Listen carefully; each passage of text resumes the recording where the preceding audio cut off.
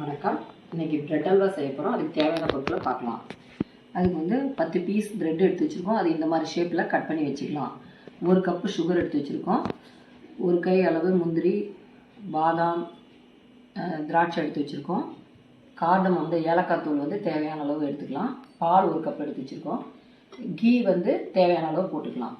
வாங்க பார்க்கலாம். எண்ணெய் காஞ்சிச்சு. இப்போ ப்ரெட்டு பொரித்து எடுத்துக்கலாம். பொரிச்சாச்சு. இதே மாதிரி எல்லா ப்ரெட்டையும் பொரித்து எடுத்துக்கலாம்.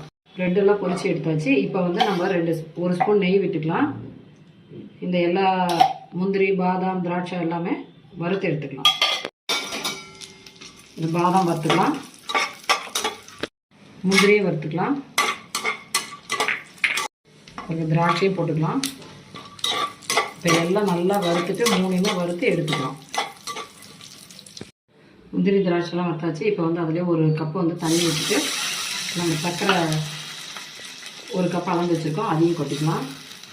இப்போ வந்து பாகு எடுக்க வேணாம். பிசுபிசுப்பு பாகம் வந்த உடனே நம்ம ப்ரெட் எல்லாத்தையும் போட்டுக்கலாம்.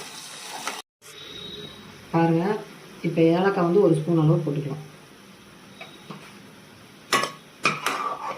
இப்போ வந்து பிசுபிசுப்பு பதம் வந்துச்சு. இந்த டைமில் ப்ரெட் எல்லாம் போட்டுக்கலாம் வறுத்ததை.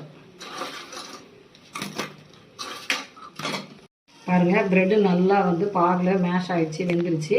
இப்போ வந்து பால் 1 கப்பு விட்டுக்கலாம். நல்லா வேகட்டும். இப்போ பாருங்கள், பால் ஊற்றி நல்லா கிளறி வச்சு இந்த டைமில் 1 ஸ்பூன் நெய் விட்டுக்கலாம். பாருங்கள், நெய்யில் வறுத்த ட்ரை ஃப்ரூட்ஸு, திராட்சை எல்லாத்தையும் போட்டுக்கலாம்.